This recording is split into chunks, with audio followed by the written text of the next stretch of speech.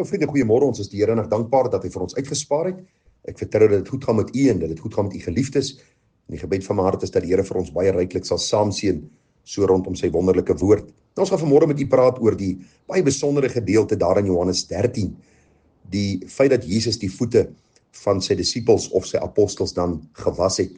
Nou vriende, as ons kyk na hierdie baie besondere vertelling hier in Johannes 13, daar die eerste 20 verse, dan gryp dit ons regtig aan die hart as ons daaraan dink dat Christus die skepper dan ook sy skepsel se voete gewas het, terwyl hulle so besig was met hulle self en watter plek hulle gaan beklee in die koninkryk van die Here, het Christus die skepper, God wat mens kom word het, sy bootlet afgehaal en 'n skottel gevat en van hierdie laagste tipe van werke gedoen, en is om die vuil voete van sy disippels te was. En as ons dink aan die apostel Petrus, toe Jesus by hom gekom het en sy voete wou was, toe sê, Here, u sal in der ewigheid nooit my voete was nie. En die Here antwoord en sê vir hom, as ek jou nie was het nie, het jy geen deel aan my nie. En Petrus sê vir hom, Here, nie net my voete nie, maar ook my hande en my hoof. En Jesus sê vir hom, hy wat gewas is, het niks anders nodig as om die voete te was nie, maar is heeltemal rein, en julle is rein, maar nie almal nie. Nou, vriende, wat is die kosbare lewensles en die toepassing wat ons uit hierdie gedeelte raak sien? Dit was my so kosbaar toe ek hierdie gedeelte bedink, bepeins, bietjie daaroor lees. Die eerste toepassing wat die Here Jesus self vir ons hier gee, is die gedagte om dan ook hierdie gesindheid van nederigheid te openbaar. Kinders van die Here is nie mense wat vol van hulle self is nie, hulle praat nie heeltyd oor hulle self nie, hulle spog nie heeltyd oor wat hulle in die lewe bereik het nie, hulle is nie mense wat hou van aansien en dat mense heeltyd vir hulle applous gee nie. Kinders van die Here is mense wat absoluut daarop uit is om God die Vader te verheerlik. Jesus sê in Matteus 5, hy sê, laat julle lig so skyn voor die mense, dat hulle julle goeie werke kan sien en julle Vader in die hemel verheerlik. U sien, ons lewe moet 'n vingerwysing wees na die verlossende werk in Christus wat ons met Vader versoen het. Jesus kom en hy sê baie duidelik vir sy apostels, luister, dit gaan nie oor wie sit aan my linkerhand en wie sit aan my regterhand en wie is die grootste in die koninkryk van die hemel nie. Dit gaan oor om mekaar te dien. Dis die eerste groot les om 'n dienaar te wees. Vriende, daarom het ons as kerk van die Here Jesus nodig om weer by hierdie beginsel uit te kom. Ons beleef 'n tyd waar hierdie flamboyante predikante op televisie preek en hulle die duurste pakke klere aan, die grootste ringe aan die vingers, hulle ry die duurste karre en hulle sê vir jou, dit is hoe 'n kind van die Here moet wees. Jy kry min van hulle wat nederig en sagmoedig is.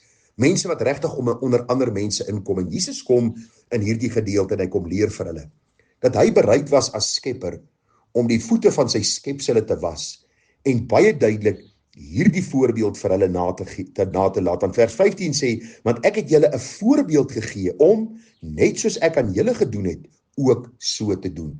Dit het nie beteken dat hulle elke dag mekaar se voete moes was nie, maar 'n gesindheid van nederigheid teenoor mekaar moes openbaar. Maar vriende, die tweede toepassing wat in hierdie gedeelte baie duidelik na vore kom, is die gedagte waar die Here Jesus vir Petrus gesê het, toe Petrus vir hom sê, Here, u sal in der ewigheid nie my voete was nie. Toe sê Jesus, maar dat jy nie deel aan my nie, en hy sê, Here, net my voete nie, maar my hande en my hoof, en die Here sê vir hom, dat hy wat alreeds gewas is rein. En hier is die geestelike toepassing.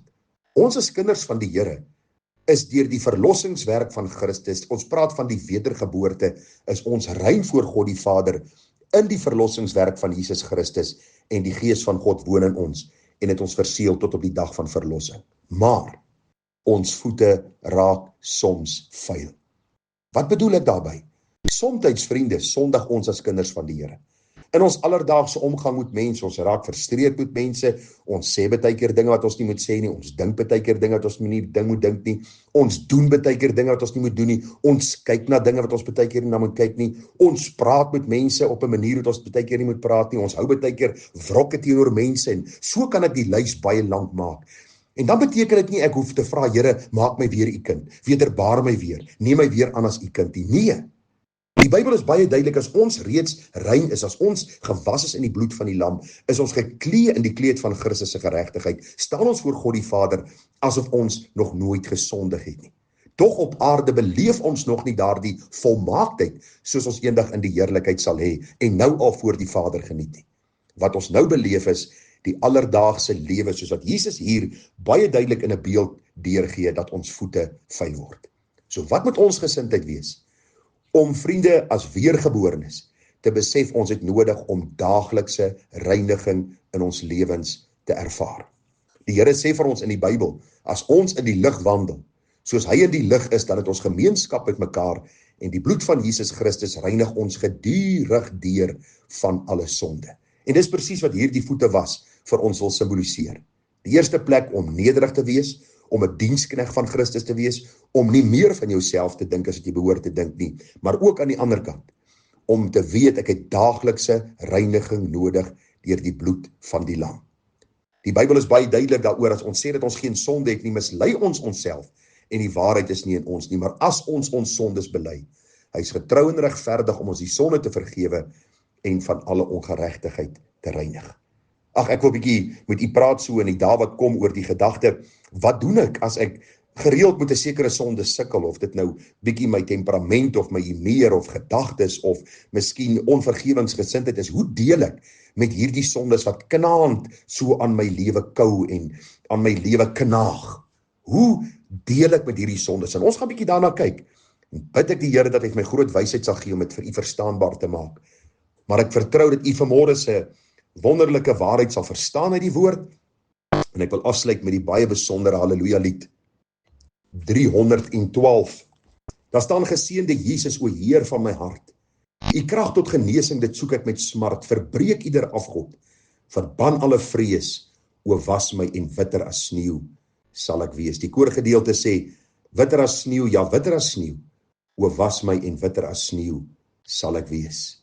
Ag, daardie pragtige vers 2 sê, geseënde Jesus, u priesterlik bloed wis uit elke smet van my sondige gemoed. God wil slegs wat rein is, wil my dan genees. O was my en witter as sneeu sal ek wees. Hierdie genesing, die genesing van my sonde, daarom pleit ek by jou, dat jy sal besef, ons te Vader in die hemel, ons te middelaar Jesus Christus, ons het die Gees wat in ons woon, en daagliks kan ons gaan en sê, Here, was ook my voete, geestelik reinig my, was my, en ag Here, witter as sneeu sal ek wees, om u dan te dien in gees en in waarheid. Mag die Here vir ons groot genade gee, mag ons hierdie waarheid ter harte neem, en mag ons ook so lewe, om die Here in alles te eer. Vriende, groete vir u, mooi dagie verder, tada.